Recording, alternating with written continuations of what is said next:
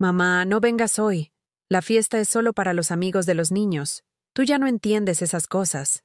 Las palabras de mi hijo Javier se clavaron en mi pecho como dagas heladas, atravesando años de sacrificio y amor incondicional. Hoy, te voy a contar algo que nunca pensé que contaría. Y si tú, por un segundo, sientes que esto te parece familiar, solo te pido que dejes un like y te suscribas. Me va a ayudar a continuar desahogándome. Me llamo Carmen Rodríguez. Tengo 68 años. Y durante toda mi vida he sido la abuela que siempre estaba ahí. Esa mañana de sábado en Madrid, me levanté a las 6 como siempre. Preparé mi café con leche en la misma taza desportillada que uso desde hace 20 años y me senté frente al espejo del dormitorio para arreglarme. Había pasado horas la noche anterior eligiendo un vestido azul marino sencillo, pero elegante, el mismo que guardaba para ocasiones especiales. Me peiné con esmero, recogiendo mi cabello canoso en un moño bajo que me hacía sentir digna, presentable. El regalo para mi nieta Clara descansaba sobre la mesa del comedor, una muñeca de porcelana que había visto en el escaparate de una tienda en la calle Mayor. Costó más de lo que podía permitirme con mi pensión, pero Clara había mencionado que quería una muñeca como las de las princesas, y yo, como siempre, no pude resistirme a cumplir sus deseos. Envolvé el regalo con papel dorado y un lazo rosa que encontré en el fondo de un cajón, restos de cumpleaños pasados donde aún era bienvenida. Tomé el metro en la estación de Tirso de Molina, el mismo trayecto que había hecho cientos de veces para visitar a mi hijo y su familia en su piso de Salamanca. Durante los 20 minutos de viaje, mi corazón palpitaba de emoción mezclada con algo que no me atrevía a reconocer: ansiedad.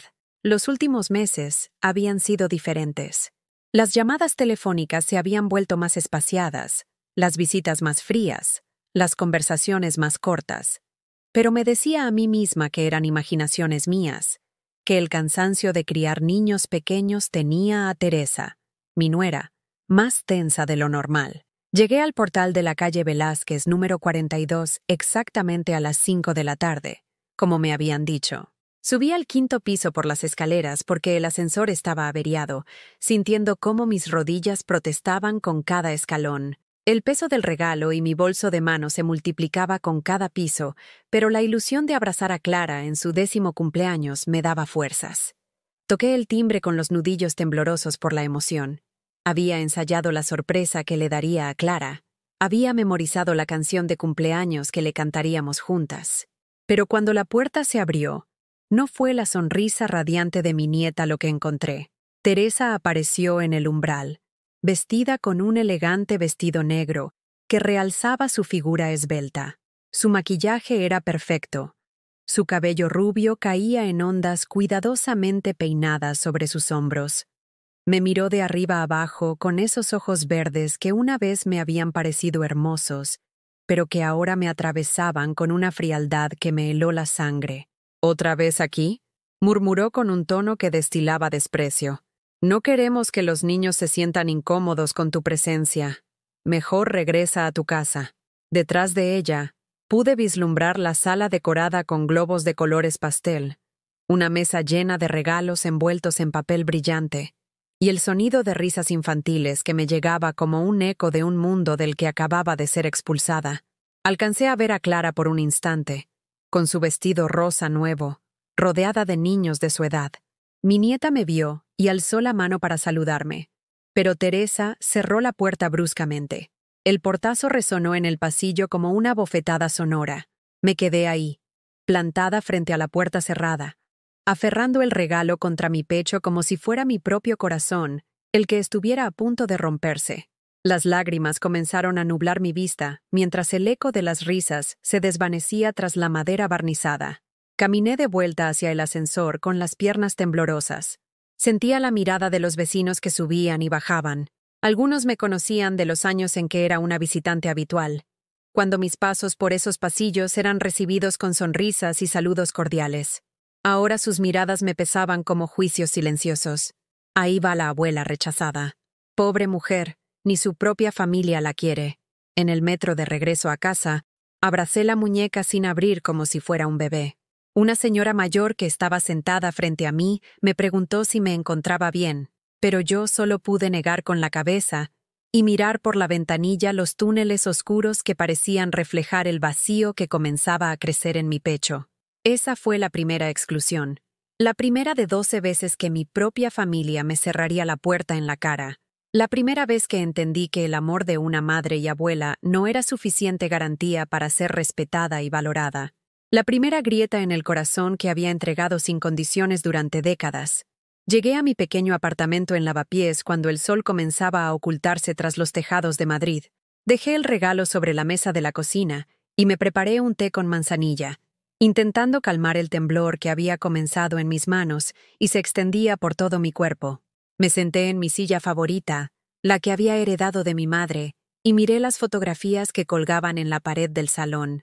Javier de pequeño montando en bicicleta, Clara dando sus primeros pasos, la familia reunida en Navidades pasadas. En ese momento no sabía que esa primera humillación era solo el ensayo de una sinfonía de desprecios que me esperaba. No sabía que mi propia sangre había decidido borrarme, que mi existencia se había convertido en un estorbo para sus vidas perfectas y sus fiestas elegantes. No sabía que tendría que aprender a cerrar mi propio corazón para protegerme de más daño. Esa noche, mientras la muñeca de Clara permanecía sin abrir en la mesa de la cocina, entendí por primera vez que el amor puede no ser correspondido, y que a veces, quienes más amamos son quienes más daño pueden hacernos. La segunda exclusión llegó apenas 3 semanas después, en el bautizo de mi nieto pequeño, Alejandro. Esta vez no hubo ni siquiera una llamada telefónica previa. Me enteré por casualidad cuando la vecina del tercero, doña Pilar, me comentó en el ascensor que había visto las fotos en el Facebook de Teresa. ¡Qué precioso se veía el niño con su traje blanco!, me dijo con una sonrisa inocente, sin saber que acababa de clavarme otra daga en el corazón. Corrí a mi ordenador viejo, ese que Javier me había regalado hace años diciendo que tenía que modernizarme. Con manos temblorosas, navegué hasta la página de Teresa, y ahí estaban, decenas de fotografías del bautizo de mi nieto, la iglesia de San Manuel y San Benito, esa misma donde yo había bautizado a Javier hace 42 años, repleta de invitados sonrientes. Los padrinos, primos lejanos que apenas conocían al niño, los compañeros de trabajo de Teresa con sus trajes caros. Incluso la portera del edificio estaba ahí, sosteniendo una copa de cava, todos menos yo, la abuela que había pasado noches en vela cuando Javier tenía fiebre de bebé, la que había ahorrado centavo a centavo para comprarle su primera comunión, la que había llorado de orgullo el día de su graduación universitaria. Yo, que había sido la primera en cargar a cada uno de mis nietos cuando nacieron, no merecía estar presente en el bautizo del más pequeño. Me quedé hasta las 3 de la madrugada mirando esas fotografías, ampliando cada una para buscar algún rastro de tristeza en los rostros de mi familia, alguna señal de que me habían echado de menos. Pero solo veía sonrisas radiantes, como si mi ausencia hubiera sido planeada, como si la fiesta fuera más perfecta sin mí. Esa misma semana decidí cocinar el cocido madrileño que tanto le gustaba a Javier cuando era pequeño. Garbanzos que dejé en remojo desde la noche anterior, morcilla de Burgos, chorizo dulce, repollo fresco del mercado de San Miguel. Pasé toda la mañana en la cocina, recordando cómo él solía sentarse en una sillita alta para verme cocinar, sus ojitos brillantes siguiendo cada uno de mis movimientos. «¿Mamá? ¿Cuándo estará listo?», me preguntaba cada 5 minutos. Y yo le daba a probar un poco de caldo con una cuchara de madera. Empaqué el cocido en recipientes de cristal, los mismos que había usado durante años para llevarles comida casera. Tomé el metro hasta su casa, subí esos 5 pisos que cada vez me costaban más esfuerzo, y toqué el timbre con la esperanza de que el aroma familiar ablandara sus corazones. Teresa abrió la puerta vestida con una bata de seda cara, su cabello perfectamente arreglado a pesar de ser mediodía. Miró los recipientes que traía en mis manos y suspiró con fastidio. «Carmen, ya te hemos dicho que no hace falta que vengas sin avisar. Los niños están ocupados con sus clases particulares de inglés y francés. Javier está trabajando desde casa y no puede ser interrumpido. Además, ya tenemos comida». Vi por encima de su hombro las cajas de comida china sobre la mesa del comedor. Habían preferido pedir comida a domicilio antes que comer el plato que había preparado con tanto amor. El mismo cocido que Javier me había pedido que le enseñara a cocinar cuando se casó, prometiendo que se lo haría a sus hijos para que no perdieran las tradiciones familiares. Pero es domingo, logré murmurar, sintiendo cómo mi voz se quebraba. Los domingos siempre comíamos juntos. Los tiempos cambian, Carmen. Ya no somos la familia tradicional que tú conociste. Tenemos nuestros propios planes. La puerta se cerró otra vez, y yo me quedé en el pasillo con mis recipientes de comida, sintiendo cómo el aroma del cocido se mezclaba con el olor a desinfectante del edificio y mi propia humillación. Volví a casa y comí sola en mi mesa pequeña, viendo las noticias en la televisión para no escuchar el silencio. Cada cucharada del cocido sabía a recuerdos que ya no importaban, a tradiciones que habían muerto sin ceremonias de despedida. La tercera exclusión fue en Navidad. Había comenzado a preparar la cena navideña desde principios de diciembre, como hacía siempre. Compré el pavo más grande que encontré en el Carrefour de Goya, almendras para el turrón casero que hacía siguiendo la receta de mi madre, y hasta saqué el mantel de encaje que solo usaba en ocasiones especiales. La mesa estaba puesta para 6 personas: Javier, Teresa, los 3 niños y yo. Esperé hasta las 10 de la noche. El pavo se secó en el horno, las patatas se enfriaron, las velas se derritieron completamente. Nadie vino, nadie llamó para disculparse o dar una explicación. A las 11:30, cuando ya había perdido toda esperanza, recibí un mensaje de WhatsApp de Javier. «Mamá, hemos decidido pasar la Navidad en casa de los padres de Teresa en Pozuelo. Es más cómodo para los niños. ¡Feliz Navidad!».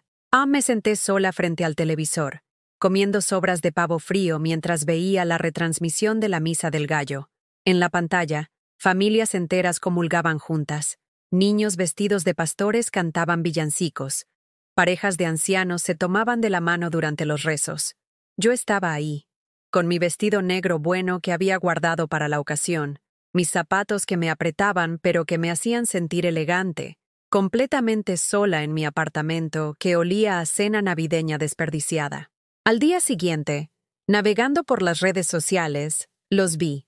Fotografías de la Navidad perfecta en el chalet de los padres de Teresa, mesa larga con mantelería blanca inmaculada, copas de cristal, decoración profesional que parecía salida de una revista, los niños abriendo regalos caros, Javier brindando con champán francés, Teresa resplandeciente con un vestido rojo que costaba más que mi pensión de 3 meses. Y ahí estaba la suegra rica, inmaculada, abrazando a mis nietos como si fueran suyos, ocupando el lugar que durante años había sido mío.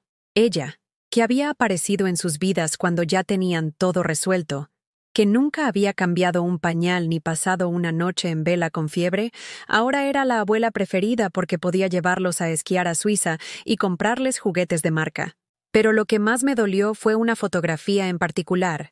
Clara, mi nieta querida, sentada en el regazo de Inmaculada, sonriéndole con la misma ternura que antes me regalaba a mí. La misma niña que solía pedirme que le contara cuentos inventados antes de dormir, que me dibujaba corazones en servilletas de papel, que me decía, «Te quiero hasta la luna, abuela», cada vez que me iba de su casa. Esa noche lloré hasta quedarme sin lágrimas. No era solo el rechazo lo que me destrozaba, sino la facilidad con la que parecían haberme reemplazado, como si mis 48 años de maternidad y 8 años de abuelidad fueran tan insignificantes que podían ser borrados sin consecuencias.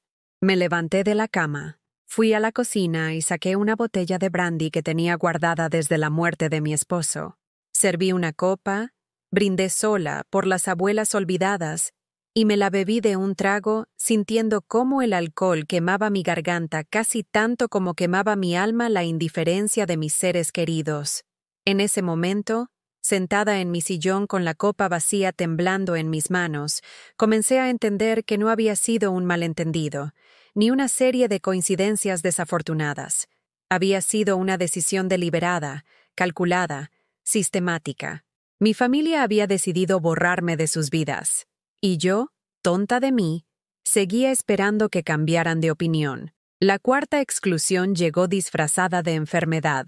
Una mañana de marzo desperté con fiebre alta y un dolor de pecho que me dificultaba respirar.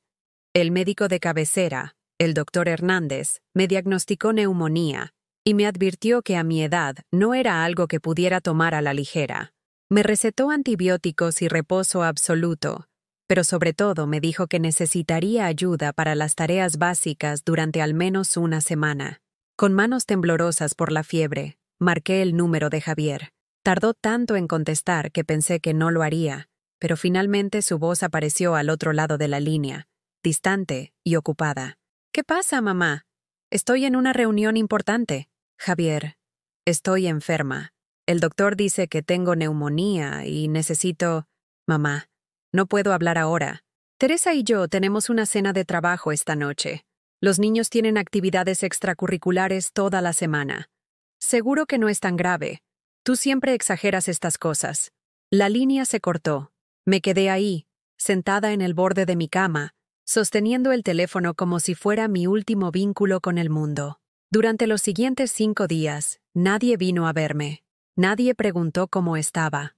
Doña Pilar, que se enteró por casualidad cuando me vio arrastrando los pies en el pasillo, fue quien me trajo sopa de la farmacia y se aseguró de que tomara las pastillas. ¿Y tu hijo? Me preguntó con genuina preocupación, mientras me ayudaba a cambiar las sábanas empapadas de sudor. Está muy ocupado. Mentí, protegiendo a Javier incluso en mi abandono más absoluto. El quinto rechazo sucedió en mayo, el día de mi cumpleaños 69. Me desperté temprano, como siempre hacía en las fechas especiales, con esa expectativa infantil que nunca había perdido. Tal vez este año sería diferente. Tal vez recordarían que era el día en que vine al mundo, el día que cambió sus vidas para siempre. Preparé mi desayuno favorito, tostadas con tomate rallado y jamón serrano, café con leche en mi taza especial. Me vestí con mi blusa azul celeste, la que Javier me había regalado el año anterior cuando aún fingíamos ser una familia unida. Me maquillé ligeramente y me puse los pendientes de perlas que había heredado de mi madre. Esperé. Toda la mañana, toda la tarde, toda la noche. El teléfono no sonó ni una sola vez. Ni mensaje de WhatsApp, ni llamada, ni siquiera una de esas felicitaciones automáticas de Facebook. Era como si hubiera dejado de existir para ellos, como si mi fecha de nacimiento hubiera sido borrada de sus calendarios. A las 11 de la noche, cuando ya había perdido toda esperanza, me permití mirar sus redes sociales. Error.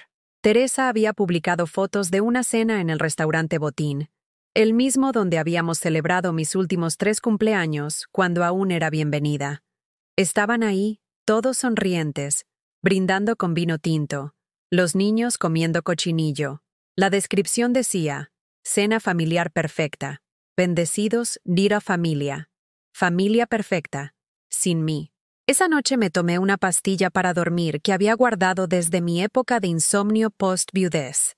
Necesitaba desconectarme de la realidad, al menos por unas horas, porque el dolor se había vuelto físico, como si me hubieran arrancado un órgano vital sin anestesia.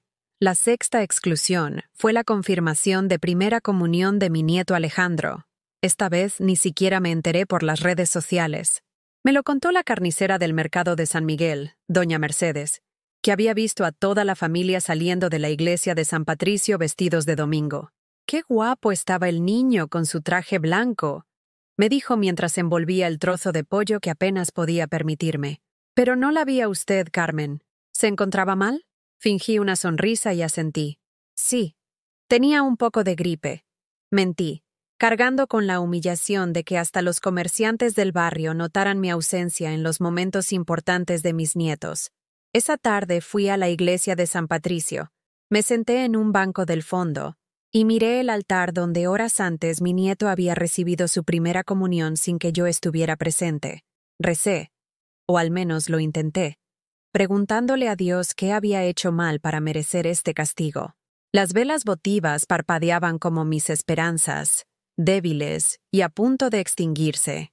Al salir de la iglesia, me crucé con el padre Miguel, que me conocía de años atrás cuando yo era una feligresa regular.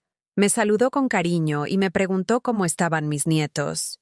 Tuve que explicarle, con la voz quebrada, que había tenido un compromiso y no había podido asistir a la comunión. «Es extraño», me dijo con esa sabiduría que dan los años escuchando confesiones.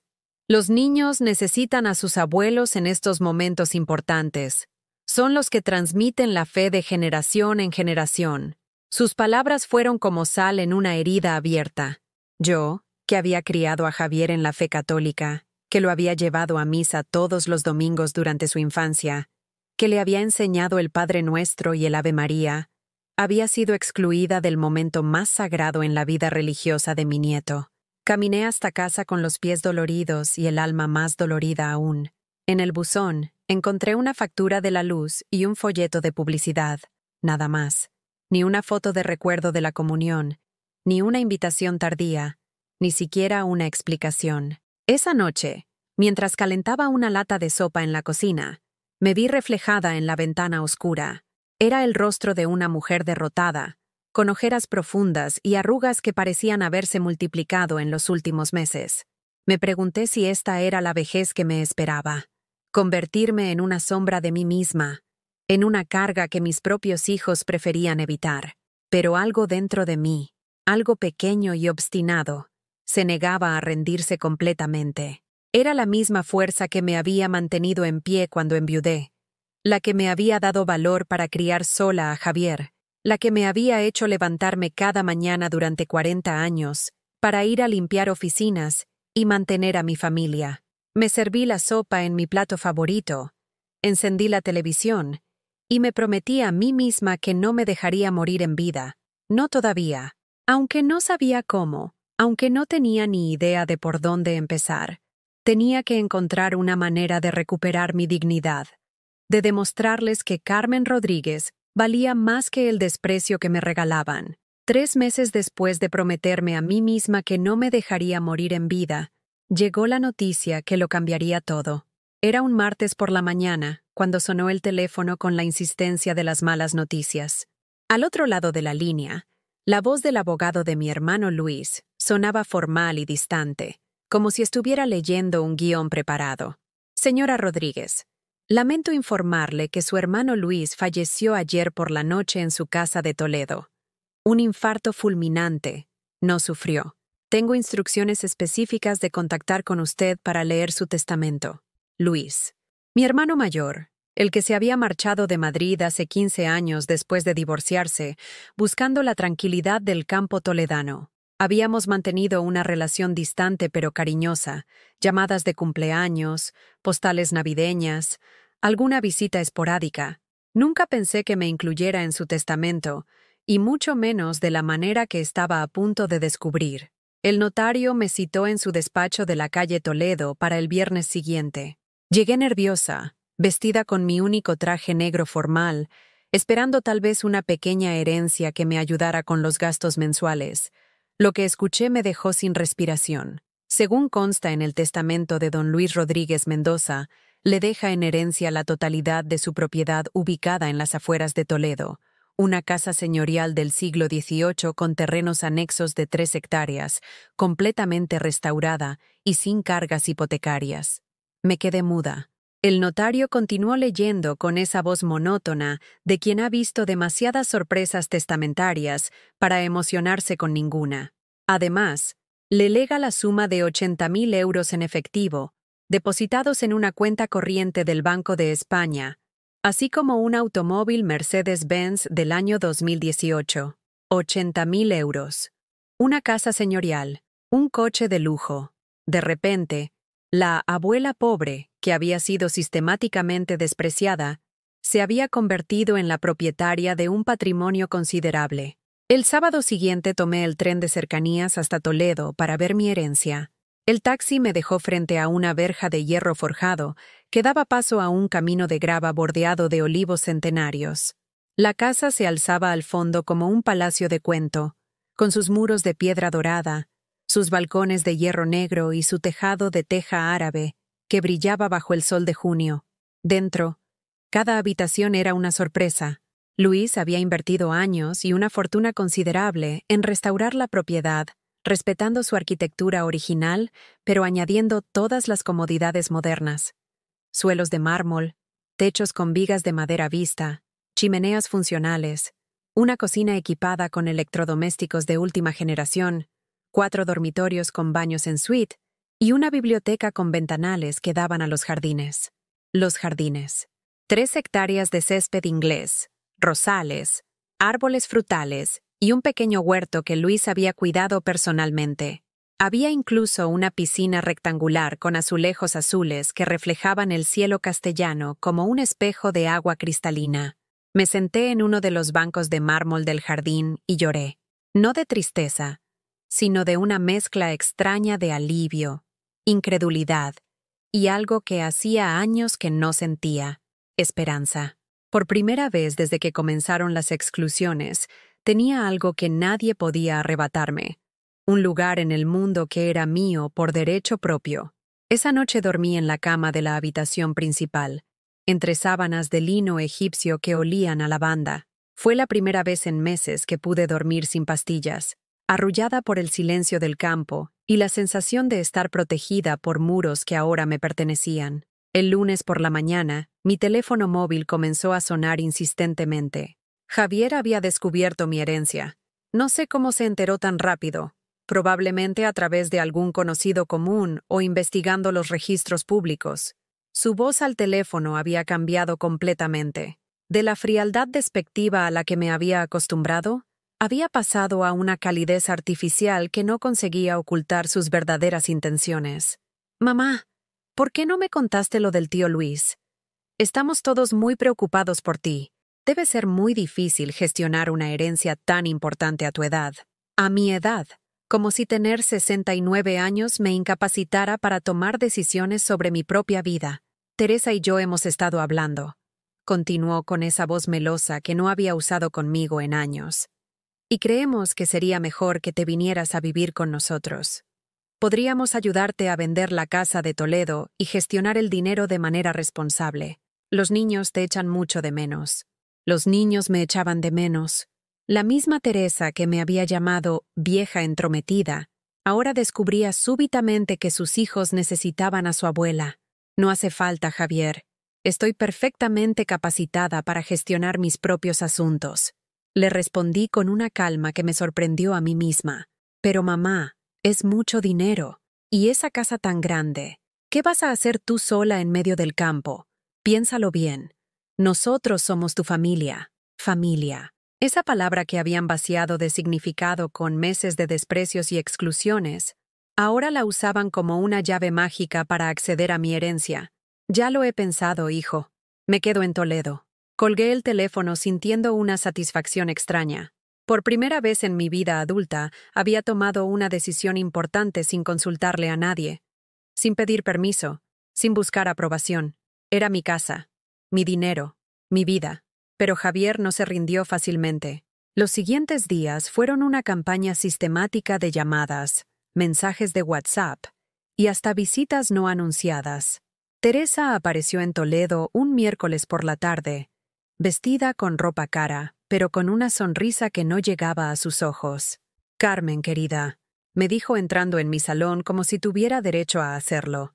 «¿Qué casa más hermosa?» Luis tenía muy buen gusto. Miró a su alrededor evaluando cada objeto, cada mueble, calculando mentalmente su valor. «Aunque es demasiado grande para una persona sola y tan aislada, ¿no tienes miedo por las noches?» «¿Miedo de qué?», le pregunté sirviendo té en las tazas de porcelana de Talavera que Luis había coleccionado. «Bueno, ya sabes. Robos, accidentes. A tu edad, uno nunca sabe. Sería terrible que algo te pasara aquí, tan lejos de nosotros». Sus palabras sonaban a amenaza velada, como si mi bienestar dependiera de mi generosidad con ellos. Pero yo ya no era la misma mujer que había llorado sola en su apartamento de lavapiés. La dignidad que había comenzado a recuperar me daba una fuerza que no sabía que poseía. «Teresa, he vivido sola durante 10 años desde que enviudé. Creo que puedo cuidarme perfectamente». Se fue esa misma tarde, pero no sin antes tomar fotos disimuladas de las habitaciones principales, probablemente para enseñárselas a Javier. para calcular cuánto dinero representaba mi nueva situación. Los fines de semana comenzaron las visitas familiares. Javier traía a los niños, pero era evidente que había sido una decisión estratégica más que emocional. Los pequeños corrían por los jardines mientras él y Teresa evaluaban cada rincón de la propiedad con miradas codiciosas. «Mamá, esta casa es demasiado para ti», insistía Javier cada vez que venía. «Podrías venderla y comprarte un apartamento bonito en Madrid, cerca de nosotros. Así estarías acompañada y tendrías dinero para vivir cómodamente el resto de tu vida». El resto de mi vida. Como si fuera una sentencia de muerte que había que gestionar eficientemente. Una tarde, mientras Clara jugaba conmigo en el jardín y me contaba historias del colegio como en los viejos tiempos, la escuché preguntarle a su padre: «Papá, ¿por qué ahora visitamos a la abuela todos los fines de semana? Antes tú decías que era muy pesada». La respuesta de Javier fue un murmullo que no pude escuchar completamente, pero la palabra herencia llegó clara hasta mis oídos. Mi nieta de 10 años había entendido lo que yo había tardado meses en aceptar, que mi valor para mi familia era directamente proporcional a mi cuenta bancaria.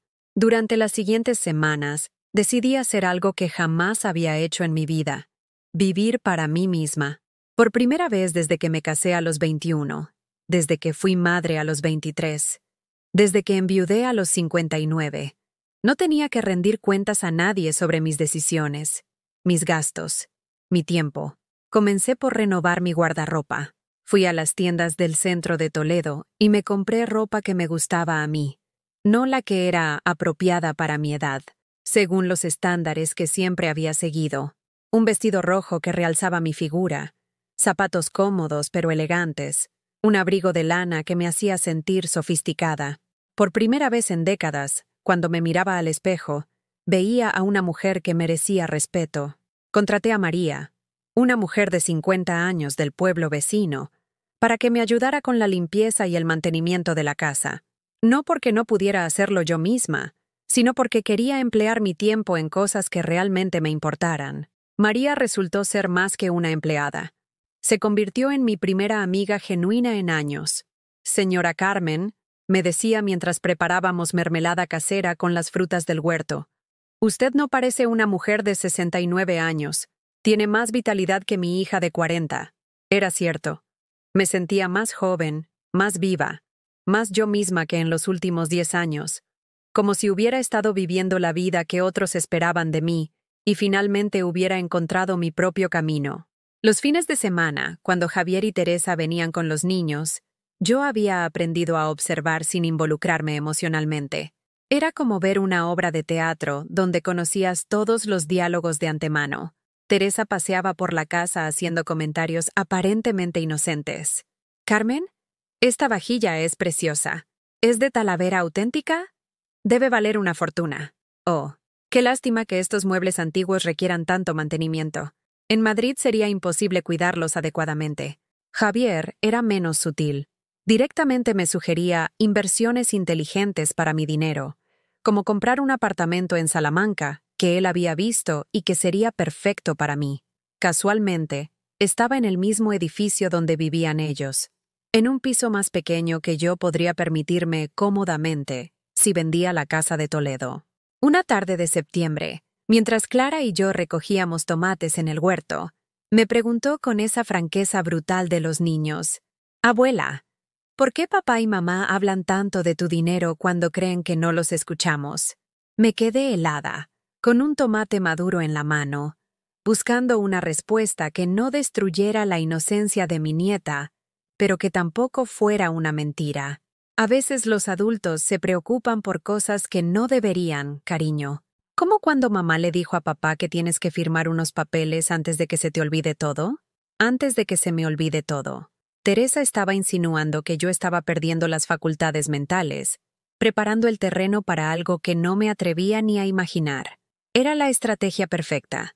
Si lograban hacer creer que tenía problemas de memoria o demencia senil, podrían justificar tomar decisiones por mí para mi propio bien. Esa misma noche llamé a mi médico de cabecera en Madrid y le pedí una cita urgente.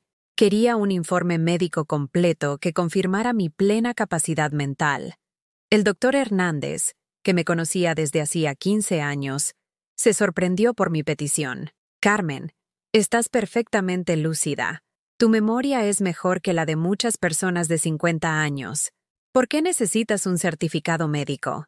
Le expliqué vagamente mi situación familiar, sin entrar en detalles humillantes. Él asintió con la comprensión de quien había visto demasiadas familias destruidas por herencias y dinero. Te haré todos los exámenes neurológicos que quieras, pero déjame darte un consejo. Protege tus intereses legalmente. He visto a demasiados pacientes mayores perder su patrimonio por confiar en familiares bien intencionados. Bien intencionados. Una palabra que ya no podía aplicar a mi hijo y mi nuera. El lunes siguiente contraté los servicios del bufete de abogados más prestigioso de Toledo. La abogada, doña Isabel Moreno, era una mujer seria de unos 50 años, que me escuchó contar mi historia sin juzgar ni mostrar sorpresa. Evidentemente, había manejado casos similares antes. Señora Rodríguez, le recomiendo que constituya un fideicomiso irrevocable. De esa manera, usted mantiene el control total sobre sus bienes mientras viva, pero nadie puede presionarla legalmente para que tome decisiones que no desee. Además, podemos incluir cláusulas específicas sobre las condiciones bajo las cuales sus herederos podrán acceder a la herencia. ¿Qué tipo de condiciones? Por ejemplo, que demuestren un comportamiento respetuoso hacia usted durante un periodo mínimo de tiempo, o que contribuyan a su bienestar sin esperar recompensas inmediatas. Las opciones son múltiples. Me gustó esa idea. No era venganza, era justicia. Si querían ser mis herederos, tendrían que ganárselo comportándose como una familia de verdad. Una semana después, Javier apareció en Toledo sin avisar, acompañado de un hombre que me presentó como un amigo que entiende de finanzas. En realidad era un asesor financiero que había traído para convencerme de que invirtiera mi dinero en productos que casualmente generarían comisiones para él. Mamá, Ricardo aquí es un experto en patrimonio. Nos está explicando cómo podrías multiplicar tu herencia con inversiones inteligentes. Ricardo tenía esa sonrisa profesional de los vendedores y una carpeta llena de gráficos coloridos que supuestamente demostrarían lo rentables que eran sus propuestas. Pero yo ya no era la viuda ingenua que había sido 6 meses atrás. Javier, aprecio tu preocupación, pero ya tengo mi propio asesor financiero. ¿A quién? ¿Desde cuándo? Desde que decidí que era hora de ocuparme profesionalmente de mis asuntos. La cara de Javier se ensombreció. No estaba acostumbrado a que su madre tomara decisiones independientes, y mucho menos que cuestionara sus consejos. Teresa, que había estado curioseando por la biblioteca, se acercó con expresión preocupada. Carmen, no estarás tomando decisiones importantes sin consultarnos, ¿verdad? Somos tu familia. Deberías confiar en nosotros. Confío en ustedes, les dije con una sonrisa que no llegaba a mis ojos, para ser exactamente quienes han demostrado ser durante todos estos meses. Esa tarde se fueron más temprano de lo habitual, y pude ver en sus caras que algo había cambiado en la dinámica. Ya no era la abuela malleable que podían manejar a su antojo. Era una mujer con recursos, con asesoramiento profesional y con la determinación de no dejarme manipular. Por la noche, mientras cenaba en mi terraza viendo el atardecer sobre los campos de Toledo, me di cuenta de que por primera vez en meses no sentía esa opresión en el pecho que había llegado a considerar normal. La ansiedad constante de esperar su aprobación, el miedo a sus rechazos, la desesperación por recuperar su cariño, todo eso había desaparecido. No era que hubiera dejado de amarlos. Seguía siendo su madre y abuela. Esos vínculos no se rompían fácilmente, pero había aprendido a amarme a mí misma también, a valorar mi propia dignidad por encima de su aceptación. Esa noche dormí profundamente, sin pastillas, arrullada por el canto de los grillos en mi jardín. En mis sueños, ya no aparecían sus caras de desprecio ni sus portazos. Soñé con campos de lavanda, con libros por leer, con viajes que podía permitirme hacer, con una vida que finalmente me pertenecía por completo. El momento que había estado esperando llegó de la manera más traicionera posible. Era un martes de octubre cuando recibí una llamada que me heló la sangre. La voz al otro lado era de una mujer que se identificó como secretaria de un geriátrico de lujo en las afueras de Madrid. Buenos días, señora Rodríguez. La llamamos para confirmar su ingreso programado para este viernes. Su hijo, el señor Javier Rodríguez, ya ha firmado todos los papeles necesarios y ha pagado el depósito inicial. Me quedé muda. El teléfono temblaba en mi mano mientras procesaba lo que acababa de escuchar. Mi propio hijo había internado a su madre en un geriátrico sin su consentimiento, sin siquiera consultárselo. Disculpe, logré articular con voz temblorosa. Debe haber un error. Yo no he solicitado ningún ingreso. Según nuestros registros, señora, su hijo presentó un informe médico que indica deterioro cognitivo leve y necesidad de supervisión constante. También aportó documentación legal que lo acredita como su tutor legal responsable. Tutor legal. Las palabras resonaron en mi cabeza como un martillo. Javier había conseguido de alguna manera ser nombrado mi tutor, lo que significaba que tenía control total sobre mis decisiones, mi dinero, mi vida entera. Colgué el teléfono y llamé inmediatamente a doña Isabel, mi abogada. Su secretaria me dijo que estaba en el juzgado, pero que era una emergencia y conseguiría localizarla. Mientras esperaba, sentí cómo el mundo se desplomaba a mi alrededor otra vez, pero esta vez era diferente. Esta vez no era solo desprecio o exclusión, era una traición que buscaba destruirme completamente. Isabel me devolvió la llamada 1 hora después, y su voz sonaba grave y preocupada. Carmen, acabo de revisar los registros judiciales. Su hijo presentó una demanda de incapacitación el mes pasado. Usó como prueba un informe psiquiátrico falso y testimonios de supuestos vecinos que declararon comportamientos erráticos por su parte. ¿Cómo es posible? Tengo el certificado médico que me hizo el doctor Hernández. El problema es que el juez ya dictó sentencia basándose en las pruebas presentadas. Su hijo tiene custodia legal temporal mientras se resuelve la apelación, que podría tardar meses. Mientras tanto, él puede tomar decisiones sobre su internamiento y administrar sus bienes. Mis bienes, mi casa, mi dinero, todo lo que Luis me había dejado para que tuviera dignidad en mis últimos años, estaba ahora en manos del hijo que me había despreciado hasta que descubrió que yo tenía algo que él quería.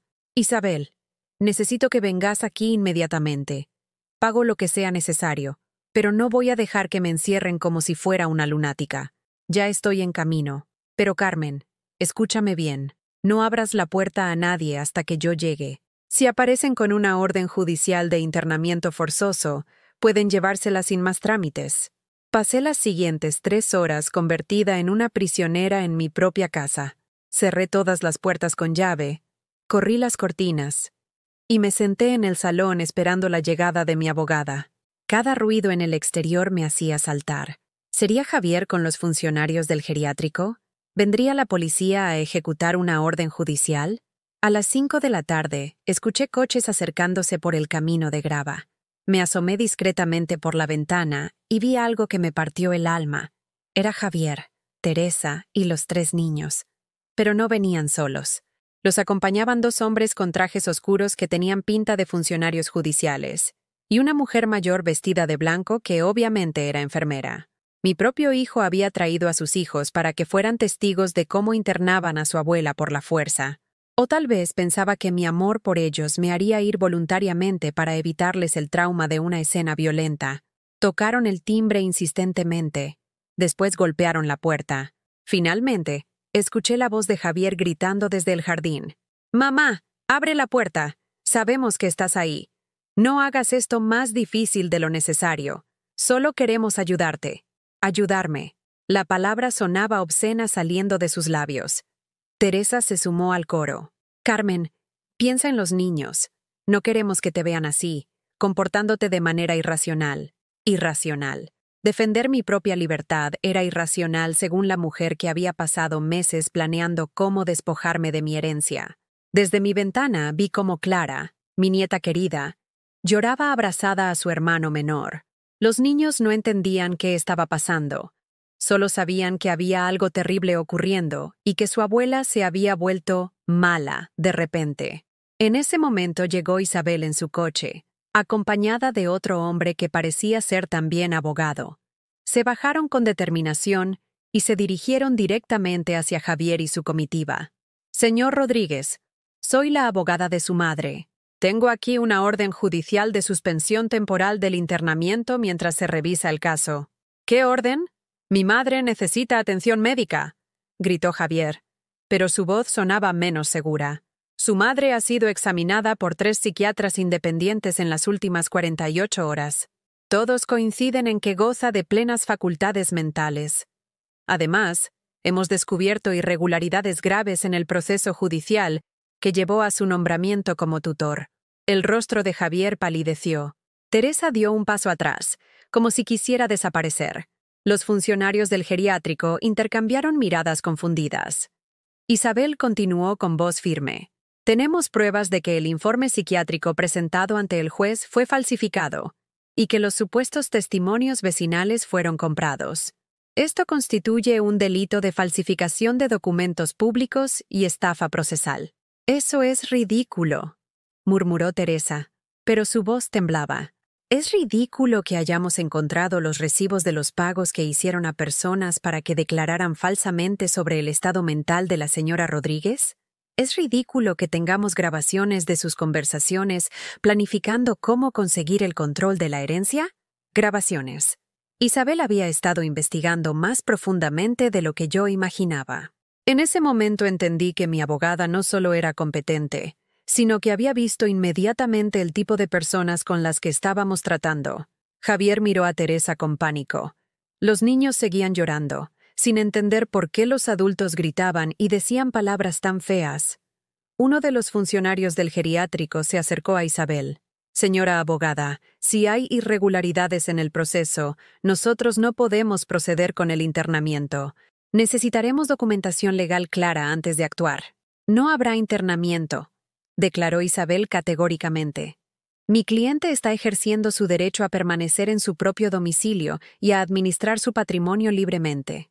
En ese momento abrí la puerta y salí al jardín. Todos se volvieron hacia mí. Ya no era la mujer temblorosa y suplicante que había sido durante meses. Vestía mi traje azul nuevo, tenía la cabeza alta y los ojos secos. «Javier», dije con una voz que no reconocía como mía, tan firme y fría como la de él cuando me había dicho que buscara un asilo. «Creo que tenemos que hablar». Los funcionarios del geriátrico se marcharon después de revisar la documentación que Isabel les presentó. Los niños seguían llorando, confundidos por una situación que sus padres habían creado sin pensar en las consecuencias emocionales que tendría para ellos. Teresa intentó llevárselos al coche, pero Clara se resistía, aferrada a mi pierna. «No quiero que se lleven a la abuela. Ella no está loca», gritaba entre lágrimas mi nieta, y cada palabra era como una bofetada para Javier y Teresa. «Clara, vámonos. La abuela está confundida», murmuró Teresa, evitando mi mirada. «No estoy confundida», dije con una calma que me sorprendió incluso a mí misma. «Estoy perfectamente lúcida, lo suficiente para entender que mi propio hijo intentó hacerme creer que había perdido la razón para poder robarme todo lo que tengo». Isabel se acercó a los niños con suavidad. «Chicos, ¿por qué no van a jugar al jardín mientras los adultos conversamos? Hay unos columpios preciosos junto a la piscina». Los niños se alejaron de mala gana, pero sus padres los necesitaban lejos para la conversación que se avecinaba. Javier tenía el rostro descompuesto, como un hombre que acaba de ver desmoronarse todos sus planes. «Mamá, esto es un malentendido. Nosotros solo queríamos cuidarte». «¿Cuidarme?», le interrumpí, y por primera vez en mi vida adulta, mi voz sonó más fuerte que la suya. «¿Me cuidabas cuando me dejaste con neumonía sin venir a verme? ¿Me cuidabas cuando olvidaste mi cumpleaños? ¿Me cuidabas cuando me excluiste del bautizo de tu propio hijo? Mamá, esos son temas del pasado». «No son del pasado cuando siguen doliendo cada día», grité, sorprendiendo a todos, incluida yo misma. Durante 69 años había sido la mujer que controlaba sus emociones, que tragaba las ofensas, que ponía la otra mejilla. Ya no más. Teresa intentó intervenir con su voz melosa. «Carmen, sabemos que hemos cometido errores, pero esto se puede arreglar. Somos una familia». «Una familia», repetí, saboreando la amargura de esas palabras. ¿Dónde estaba esa familia durante 12 exclusiones? ¿Dónde estaba cuando me quedé sin comer para pagarle la universidad a tu marido? ¿Dónde estaba cuando enviudé y tuve que aprender a vivir sola? Pero mamá, todo eso cambió cuando heredaste. Queríamos acercarnos. Queríais acercaros a mi dinero, Javier. A mí me seguís viendo como un estorbo que hay que gestionar. Isabel, que había permanecido en silencio observando la dinámica familiar, sacó una carpeta de su maletín. Señor Rodríguez, su madre tiene derecho a saber todo lo que hemos descubierto durante nuestra investigación. Javier palideció aún más. ¿Qué investigación? La investigación que ordené cuando sospechamos que el proceso de incapacitación tenía irregularidades, respondió Isabel con voz profesional pero fría. Hemos encontrado registros de conversaciones telefónicas donde usted y su esposa planifican exactamente cómo conseguir el control del patrimonio de su madre. Sacó un dispositivo reproductor pequeño y presionó un botón. Inmediatamente, la voz de Javier llenó el aire del jardín. Teresa, tenemos que actuar rápido. Si conseguimos que la declaren incapaz, podemos vender la casa de Toledo y trasladar el dinero a cuentas que controlemos nosotros. La vieja no se va a dar cuenta de nada. La voz de Teresa respondía con claridad cristalina. ¿Y si se resiste? Ella es más terca de lo que aparenta. Por eso necesitamos el informe psiquiátrico falso. Mi amigo Carlos me debe un favor, y puede conseguirnos un psiquiatra que certifique lo que necesitemos. El silencio que siguió fue ensordecedor. Javier y Teresa se miraban como dos criminales pillados infraganti. Yo sentía náuseas físicas escuchando cómo habían planificado mi destrucción con la frialdad de una operación comercial. Hay más, continuó Isabel, cambiando de archivo. Otra grabación comenzó a sonar. Esta vez era Teresa hablando por teléfono con alguien. Necesitamos testigos que declaren que la suegra tiene comportamientos extraños. ¿Conoces a alguien que pueda ayudarnos? Obviamente será compensado por las molestias. ¿Cuánto dinero estamos hablando? 500 euros por declaración. Es poco considerando lo que está en juego. Me senté en uno de los bancos del jardín porque las piernas me temblaban. No era solo la traición lo que me desgarraba, sino la premeditación, la frialdad calculadora con la que habían planeado destruir mi vida. Clara apareció corriendo desde los columpios. Abuela, ¿por qué estás llorando? ¿Qué te han hecho papá y mamá? La pregunta salió de la boca de una niña de 10 años, pero contenía toda la verdad que los adultos habíamos estado evitando. Mis nietos sabían, con esa intuición infantil que detecta las mentiras de los mayores, que sus padres me habían hecho daño. «Clara, ven aquí», le dije, secándome las lágrimas. «La abuela está bien. Solo estoy triste porque a veces las personas que amamos nos lastiman sin darnos cuenta». Pero Javier ya había perdido los estribos completamente. «Mamá, esto es ridículo. Tú nos malcriaste. Nos diste todo lo que pedimos sin enseñarnos el valor del esfuerzo. Ahora pretendes hacerte la víctima porque finalmente te pedimos que contribuyas a la familia». «¿Contribuir?», le pregunté, poniéndome en pie con una dignidad que no sabía que poseía. «He contribuido toda mi vida. Te crié sola desde los 12 años. Trabajé limpiando oficinas durante 20 años para pagarte los estudios. Cuidé de tus hijos cuando nacieron. Cociné para vosotros. Cosí vuestra ropa. Os presté dinero que nunca me devolvisteis. Eso era tu obligación como madre. Y respetarme era tu obligación como hijo». Las palabras salieron de mi boca como una sentencia final. En ese momento, algo se rompió definitivamente entre nosotros. Pero por primera vez no era mi corazón el que se hacía pedazos. Teresa intentó un último movimiento desesperado. «Carmen, piensa en los niños. Si seguimos peleando, ellos son los que van a sufrir. ¿No prefieres que seamos una familia unida?». La miré directamente a los ojos. «Los niños ya están sufriendo, Teresa. Están sufriendo porque sus padres les han enseñado que el dinero es más importante que el amor, que la codicia justifica la crueldad, que está bien lastimar a las personas si con ello conseguimos lo que queremos». Me dirigí hacia la casa con paso firme. En el umbral de la puerta, me volví para decirles algo que había estado ensayando mentalmente durante semanas. Esta casa es mía. Este dinero es mío. Esta vida que me queda por vivir es mía. Vosotros habéis elegido el desprecio y la manipulación. Yo elijo la dignidad y la paz. ¿Qué significa eso? Preguntó Javier con voz temblorosa. Significa que estáis fuera de mi testamento.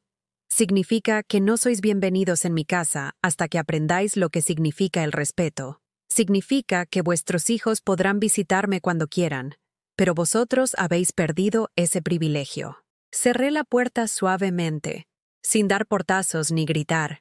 Por primera vez en mi vida, había sido yo quien cerraba la puerta.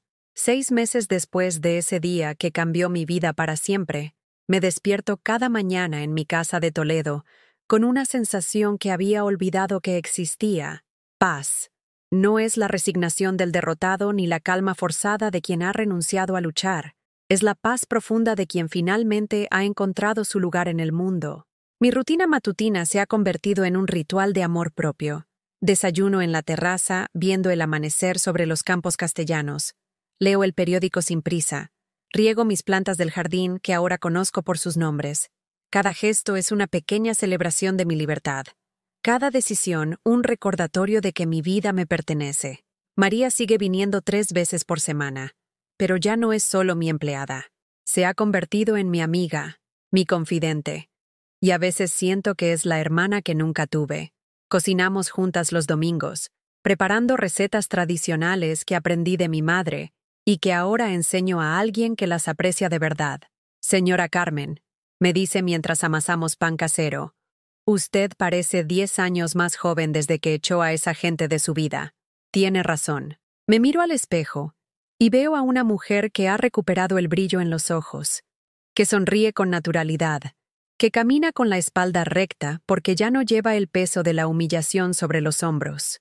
Mis nietos vienen a visitarme cada 2 sábados. Clara, Alejandro y el pequeño Miguel llegan en el autobús de línea desde Madrid, solos, como niños independientes que sus padres se han visto obligados a permitir que crezcan. Al principio venían con cara de culpabilidad, como si traicionaran a sus padres por quererme. Abuela, me dijo Clara durante su segunda visita, papá dice que eres mala porque no nos das dinero para cosas importantes. ¿Qué cosas importantes, cariño? No sé. Él dice que podrías pagar nuestro colegio privado y las clases de inglés extra, pero que prefieres gastarte el dinero en tonterías. Me senté con ella en el jardín, bajo el cerezo que había florecido espectacularmente esa primavera, y le expliqué algo que nunca pensé que tendría que decir a una niña de 11 años. Clara, el amor no se compra con dinero. Si alguien te quiere solo cuando le das cosas, ese no es amor verdadero. Yo te quiero porque eres tú, no porque espere algo a cambio. ¿Por eso papá y mamá ya no te querían? ¿Porque no tenías dinero? La pregunta me atravesó el corazón, pero también me llenó de una extraña gratitud. Mis nietos estaban aprendiendo una lección que yo había tardado 69 años en aprender, que el respeto y el cariño no se pueden comprar, y que quien los condiciona al dinero nunca lo sintió realmente. No, cariño. Ellos me querían, pero se confundieron y pensaron que el dinero era más importante que los sentimientos. A veces los adultos nos equivocamos y lastimamos a las personas que amamos. Durante estos meses, he descubierto pasiones que había enterrado bajo décadas de obligaciones familiares. He empezado a pintar acuarelas, algo que siempre quise hacer, pero para lo que nunca había tenido tiempo. Mis primeros cuadros eran torpes, pero cada vez que el pincel toca el papel, siento una alegría que no había experimentado desde la infancia. También he comenzado a viajar. Pequeños viajes, nada extravagante, pero para mí cada salida es una aventura. He visitado Salamanca, Ávila, Segovia. He comido sola en restaurantes buenos. He dormido en hoteles con vistas bonitas. He comprado recuerdos para mí misma. Cada viaje es una declaración de independencia, una prueba de que puedo cuidar de mí misma y disfrutar de mi propia compañía. El mes pasado, Javier intentó contactarme a través de Isabel. Había enviado una carta formal solicitando una reunión de reconciliación familiar y proponiendo condiciones para restablecer la armonía. Las condiciones, por supuesto, incluían que yo contribuyera económicamente a la educación de los niños y que considerara donarles parte de mi herencia en vida para evitar futuros malentendidos familiares. Le dije a Isabel que respondiera con una carta igualmente formal. La señora Rodríguez no está interesada en negociar los términos de su dignidad. Los canales de comunicación permanecerán abiertos cuando exista un reconocimiento genuino del daño causado y una disculpa sincera que no venga acompañada de peticiones económicas. Nunca llegó respuesta. Sin embargo, la vida me ha regalado sorpresas hermosas en forma de nuevas relaciones. He conocido a otras mujeres de mi edad en Toledo que, como yo, están redescubriendo quiénes son más allá de sus roles como madres y abuelas. Nos reunimos los jueves en casa de Amparo, una viuda de 72 años que tiene el jardín más hermoso que he visto jamás. Jugamos al dominó, intercambiamos recetas y sobre todo nos escuchamos sin juzgar. Ellas entienden mi historia porque muchas han vivido versiones similares. Carmen María, de 74 años, fue despojada de sus ahorros por un hijo adicto a las apuestas. Pilar, de 76, fue internada en un geriátrico por su nuera hasta que una sobrina la rescató. Rosa, la más joven de nosotras con 65 años, fue víctima de violencia económica por parte de su marido durante 30 años. Creíamos que el sacrificio silencioso era amor, me dijo Rosa una tarde mientras tomábamos té de manzanilla. Nos enseñaron que las madres buenas se daban por completo hasta desaparecer. Y resulta que desaparecer no es amor, añadió Carmen María. Es cobardía disfrazada de virtud. Tienen razón. Durante décadas confundí el amor con la complacencia, el cuidado con la automutilación emocional. Creía que ser una buena madre significaba aceptar cualquier trato, perdonar cualquier ofensa, dar sin límites y sin condiciones. Ahora entiendo que el amor verdadero requiere respeto mutuo y que enseñar a nuestros hijos a valorarnos es tan importante como enseñarles que los valoramos a ellos. Una tarde de noviembre, mientras paseaba por el mercado de Toledo comprando ingredientes para una cena que prepararía solo para mí, me crucé con una mujer mayor que lloraba discretamente mientras elegía verduras. Se me acercó y me preguntó si yo era la señora que heredó la casa grande, porque había escuchado que tenía problemas con la familia y quería pedirme consejo. Le conté mi historia resumida, sin dramatizar, pero sin ocultar la verdad. Me escuchó con los ojos llenos de lágrimas que reconocí inmediatamente. Eran las mismas lágrimas que yo había derramado durante meses. ¿Y ahora es feliz?, me preguntó cuando terminé. No sé si soy feliz, le respondí con honestidad, pero soy libre, y he descubierto que la libertad es el primer paso hacia cualquier felicidad que valga la pena. Deo, esa noche, mientras cenaba sola en mi comedor iluminado por velas que había encendido sin motivo especial, más que mi propio placer, reflexioné sobre el año que había cambiado mi vida. Había perdido a un hijo y una nuera, pero había ganado respeto por mí misma. Había renunciado a la ilusión de una familia perfecta, pero había encontrado la realidad de una vida auténtica. En mi mesilla de noche guardo una foto de mis nietos del último fin de semana que pasamos juntos. Están sonriendo genuinamente, con esa alegría transparente de los niños que se sienten amados sin condiciones. Esa foto me recuerda por qué vale la pena mantenerse firme, porque el amor real no puede construirse sobre mentiras y manipulaciones.